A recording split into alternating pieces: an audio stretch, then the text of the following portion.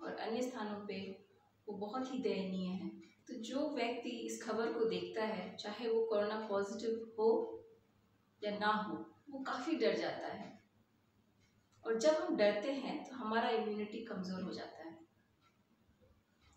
इसीलिए मैंने रिक्वेस्ट किया था ट्विटर पे सभी को कि जो भी कोरोना पॉजिटिव थे और नेगेटिव हुए, वो स्वस्थ हुए, वो अपना एक्सपीरियंस शेयर करें।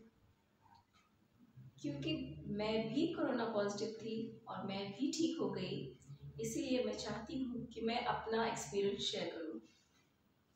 मुझे इन्फेक्शन प्रॉबेबली, एक मीटिंग में मैं गई थी नेपाल हाउस, 9:30 से मीटिंग थी। मीटिंग मिनिस्ट्री के साथ थी और हॉल काफ़ी चिल्ड था, ठंडा था। और meeting it ended around 12:30 PM। उसके बाद मैं अपनी गाड़ी में आई और गाड़ी गर्मी के कारण बहुत गर्म था और मैं बैठी और फिर अपने ऑफिस में आई। उसके बाद से मुझे तबीयत खराब लगा, तो मुझे लगा कि शायद ठंडा गर्म हो गया है, इसीलिए मेरी तबीयत खराब है। कुछ इम्पोर्टेंट वर्क्स थे ऑफिस में, इसके कारण मैंने कंप्लीट किया उस वर्क को और फिर मैं घर आई। रात भर मुझे बहुत ज़्यादा बॉडी एक हो रहा था, जो सोल था मेरा इतना पेन हो रहा था कि मुझे 1-2 बार मन किया कि अपने बेटी को बोलूँ कि प्लीज़ पैर थोड़ा दबा दो, लेकिन मुझे अच्छा नहीं लगता बच्चों को ऐसे बोलना कि पैर दबा दो। और अच्छा हुआ कि मैंने नहीं बोला। कैसे भी था, मैंने उससे एंड्योर किया, उस पेन को मैंने बर्दाश्त किया और रात भर मैं सो नहीं पाई। और पता नहीं अजीब से मैथमेटिकल कैलकुलेशंस आ रहे थे दिमाग में। Means I couldn't sleep for even 1 second, I was all awake. इस तरह से रात से सुबह हुआ। मैं जब सुबह उठी तो मुझे चक्कर जैसा आ रहा था, तो मैं फिर से लेट गई। 10-15 मिनट लेटने के बाद फिर से मैं उठी तो फिर से मुझे चक्कर आ रहा था, लेकिन उठना तो पड़ेगा, तो मैं उठी। और उसके बाद मैं जब नीचे उठी तो पूरा ब्लैंक हो गया और मैं ज़मीन पे गिर गई और मुझे खिड़की से कुछ दिख रहा था बाहर, ब्लैंक एकदम। और सामने खिड़की से जो पड़ोस में घर है, उसका जो AC का पाइप होता है, मुझे बस वो पाइप लटका हुआ दिखा कुछ देर। उसके बाद फिर क्या हुआ मुझे नहीं मालूम। और उसके 10 मिनट बाद मेरी आंखें खुली, तब धीरे से मैं उठी और आई वॉज क्वाइट कॉन्फिडेंट कि मैं इस कंडीशन में इसलिए हूँ क्योंकि मुझे बुखार हो गया। मैं AC और गर्म कार में बैठ गई थी, इसीलिए हुआ है। तो I was very confident it's not corona and it's just simple fever. फिर भी एज अ प्रिकॉशन मैंने ऑफिस में लीव का एप्लीकेशन डाला कि मैंने अभी टेस्ट तो कराया नहीं है, but I doubt it is corona, so I don't want to infect anyone else. मैं किसी और को इन्फेक्शन स्प्रेड नहीं करना चाहती हूँ। I will stay here and I will do all the work from home. And then शाम को आई विजिटेड डॉक्टर को मैंने दिखाया।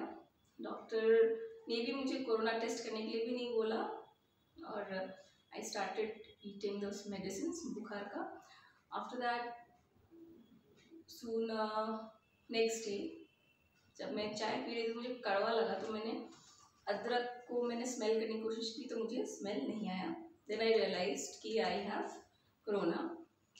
Then I talk to DPRO Ranchi, because वही पूरा ये कंट्रोल रूम चलाते हैं रांची में। तो मैंने उनसे बात की, उन्होंने बहुत अच्छे से मुझे समझाया कि देखिए घबराइए मत, कोरोना है, दवाइयाँ हैं बेसिक सी, वो मैं आपको भेज दे रहा हूँ, उसको आप खाइए। और बस एक बात का याद रखिए कि आप कहीं बाहर मत निकलिए, आइसोलेट हो जाइए, क्योंकि आप स्वयं तक रखिएगा इन्फेक्शन ठीक है, लेकिन जहाँ आप किसी और इन्फेक्टेड से मिलिएगा तो आपका कॉम्प्लिकेशंस बढ़ जाएगा। मैंने उनका बात माना, मैंने मेडिसिन स्टार्ट किया, आइसोलेटेड रहे। और क्योंकि मैं घर में हूँ तो मुझे खाना भी बनाना है, तो मैंने सारा काम भी मास्क लगा के किया। और मेरी बेटी को मैंने आइसोलेट कर दिया था उसके रूम में, और बाकी सारा काम मैं खुद कर रही थी।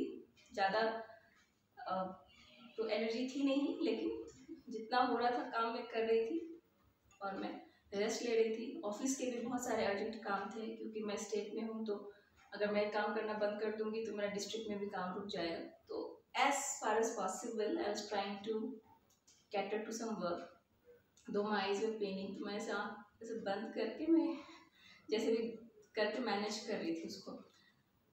तो कहने की बात ये है कि कोरोना का सबसे बड़ा दुश्मन ये है कि हम डरते हैं।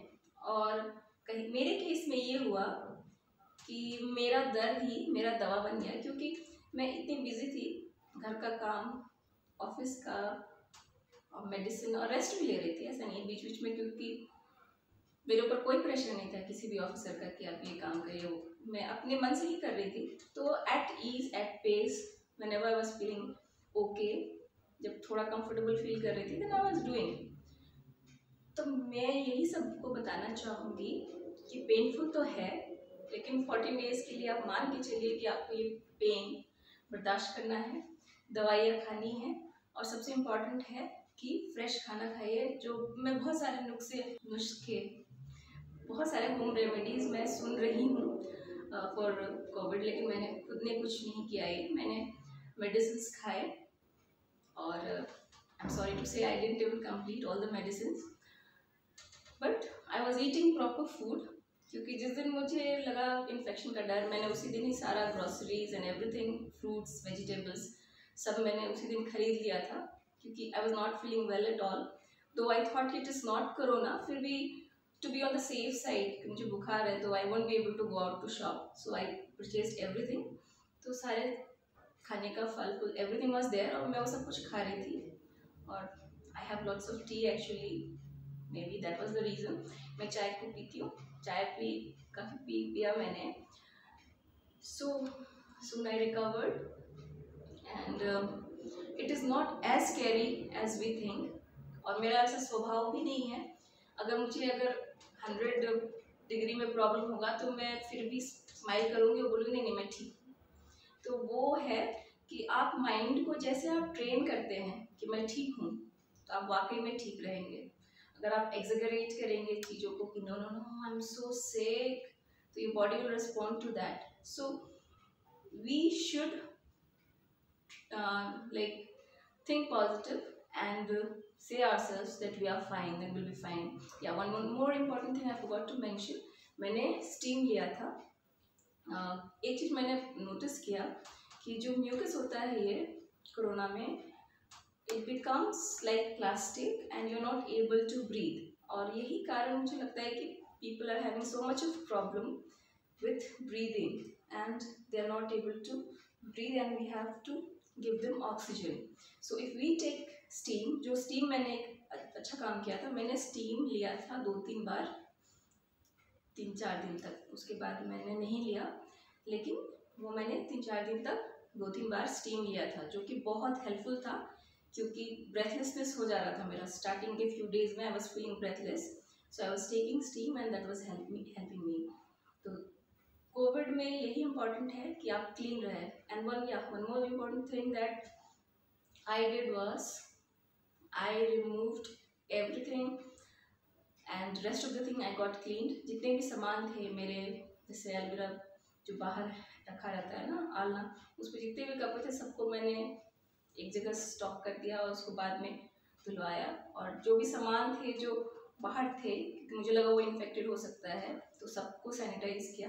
तो cleaning, staying clean is very important, and wearing gloves and the mask, these things are really important.